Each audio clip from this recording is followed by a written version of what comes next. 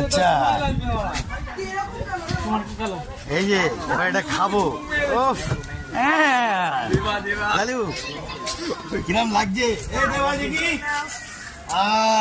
এবার একটু আইস করে না খেলে ঠিক হবে নাকি?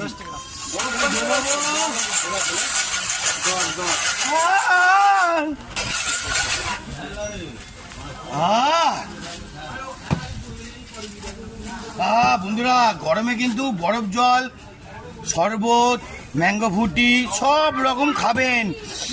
টক দই বিশেষ করে, আর আমলকিও খাবেন।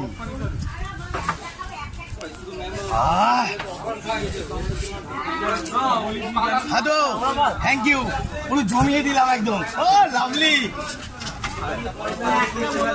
বন্ধুরা আমার খাওয়া ডিস্টার্ব হচ্ছে, আর আমি দেখাতে পারবো না। শান্তিভাবে খেতে দিন, নাহলে বিরক্ত হয়ে যাচ্ছি আমি। টাটা বাই বাই, জয় গুরু।